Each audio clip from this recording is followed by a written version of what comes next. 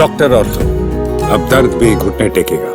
उत्तर प्रदेश में 2027 की सियासी जंग अभी दूर है, लेकिन चुनावी बिसात बिछनी शुरू हो गई है और इस बिसात पर बहुजन समाज पार्टी ने अपना पहला बड़ा दांव चल दिया है। हाथरस के सादाबाद में बसपा की बड़ी जनसभा मंच पर आक्रामक अंदाज में आकाश आनंद, निशाने पर बीजेपी से लेकर समाजवादी पार्टी और कांग्रेस तक। लेकिन इस बार कहानी सिर्फ उनके तीखे तेवरों की नहीं है, क्योंकि पिछली सियासी गलतियों के बाद क्या आकाश आनंद अब पहले से ज्यादा परिपक्व हो गए हैं?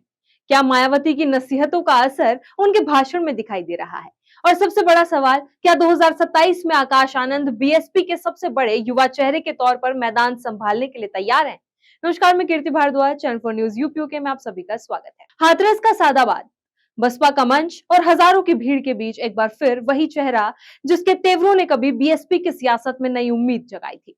आकाश आनंद ने सोमवार को सादाबाद में बड़ी जनसभा को संबोधित किया। मंच से उन्होंने बीजेपी को भी घेरा, सपा पर भी हमला बोला और कांग्रेस को भी नहीं बख्शा। लेकिन इस बार उनके भाषण में एक फर्क साफ नजर आया। तेवर तीखे थे, लेकिन बयान विवादों से दूर रहे।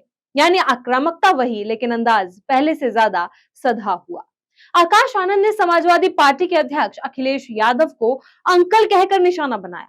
उन्होंने अपनी उम्र 30 साल और अखिलेश यादव की उम्र करीब 50 साल बताते हुए कहा कि 50 साल के व्यक्ति को अंकल नहीं कहेंगे तो क्या कहेंगे। इसके साथ ही उन्होंने अखिलेश के पीडीए, पिछड़ा, दलित और अल्पसंख्यक वाले सियासी फॉर्मूले पर भी सवाल उठाए। आकाश का आरोप था कि सपा राजनीतिक परिस्थितियों के हिसाब से पीडीए की परिभाषा बदलती रहती है।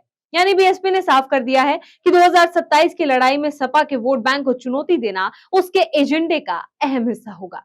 आकाश आनंद के निशाने पर कांग्रेस नेता राहुल गांधी भी रहे। उन्होंने राहुल गांधी की संविधान वाली राजनीति पर सवाल उठाते हुए कहा कि सिर्फ संविधान की किताब लेकर घूमने से काम नहीं चलेगा। उनका तर्क था कि संविधान की बात संसद में करने के साथ साथ उसे जमीन पर लागू करना भी जरूरी है। यानी आकाश आनंद ने वही मुद्दे उठाए जिनके जरिए विपक्ष बीजेपी को घेरता रहा है, लेकिन इस बार उन्होंने वही हथियार विपक्ष के खिलाफ इस्तेमाल करने की कोशिश की। लेकिन आकाश आनंद की सियासी तलवार सिर्फ विपक्षी दलों पर नहीं चली, बीजेपी सरकार पर भी उन्होंने जमकर हमला बोला। महंगाई से लेकर बेरोजगारी तक, सरकारी पदों की रिक्तियों से लेकर पेपर लीक तक, एथेनॉल और पेट्रोल से लेकर एक्सप्रेस वे तक उन्होंने सरकार के कामकाज पर सवाल खड़े किए। आकाश आनंद ने मायावती सरकार के कार्यकाल का हवाला देते हुए विकास कार्यों को लेकर बीजेपी पर निशाना साधा और आरोप लगाया कि सरकार काम से ज्यादा विज्ञापन पर ध्यान दे रही है। यानी संदेश साफ था, बीएसपी 2027 के लिए सिर्फ जातीय समीकरणों पर निर्भर नहीं रहना चाहती, बल्कि युवाओं और रोजगार जैसे मुद्दों को भी अपने अभियान का हिस्सा बनाना चाहती है। लेकिन आकाश आनंद की ये सियासी वापसी इतनी आसान नहीं रही है। 2024 का लोकसभा चुनाव, आकाश आनंद को मायावती ने बड़ी जिम्मेदारी दी। स्टार प्रचारक बनाया गया और आकाश ने बेहद आक्रामक अंदाज में चुनाव प्रचार किया। उनके भाषणों में धार थी, उनके तेवरों में युवाओं वाली ऊर्जा थी और देखते ही देखते युवा कार्यकर्ताओं के बीच उनकी लोकप्रियता बढ़ने लगी। लेकिन फिर आया सीतापुर का भाषण, विवादित बयान और मायावती का बड़ा फैसला। आकाश आनंद को चुनाव प्रचार की जिम्मेदारियों से हटा दिया गया।